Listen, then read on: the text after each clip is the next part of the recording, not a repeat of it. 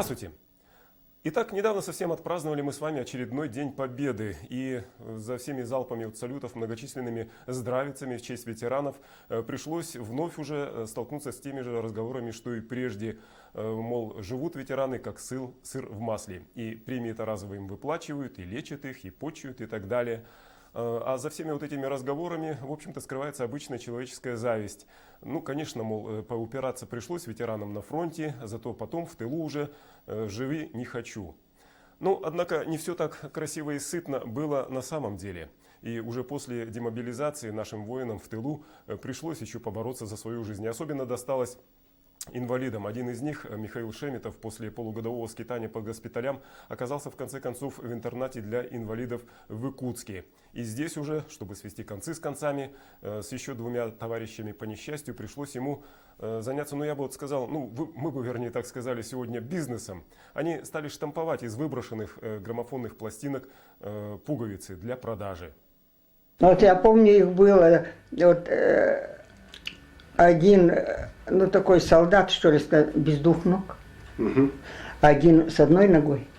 А вот деда был, вот так, какой он есть. Вот так. Ну вот они сговорились. Жили в интернате-то, жили, что-то делать надо было. И вот поэтому и ребята, давай, что-нибудь, пластинки собрали. Граммофонные? Пуговки сделали и продавали. А тогда что, действительно пуговиц вообще не было, что ли? Это что? Ну, видимо, что... у них тогда же не было пуговиц. Не было. Вы даже разного размера делали, где поменьше, где побольше. Всякие разные делали. Большие, маленькие. Как наштамповали. Вы пластинку-то нагревали или каким-то... Как делали-то? Это пластинка, которая играющая пластинки, да. Нагревали ее на электроплитке. А потом на доске такая специальная матрица была из патронов, и такая железка, и раз ее молотком, и пуговка получится. А потом делали дырочки там, а потом это какую дырочку надо, или крест-накрест, или две. Да, и потом и размер пуговицы, тоже размер. Размеры всякие разные были. Ну и полировали, сидели их. А вот такой напильник, она же так, ее надо отпиливать. Ну, чтобы она круглая, ровненькая же была. Кругленькая такая. Ой, а спрос хороший был? Он кружало это было. Да? Он с Тимирязевой в кружало сделаем и сидим. Я вот продавал-то. Никто не контролировал, ничего, придем, сядем, да и надо, не надо. Берем, да и покупает, спасибо, деньги отдал, все. Раньше деньги было какие, долгий рубль, большой рубль-то вот. Покажи-ка.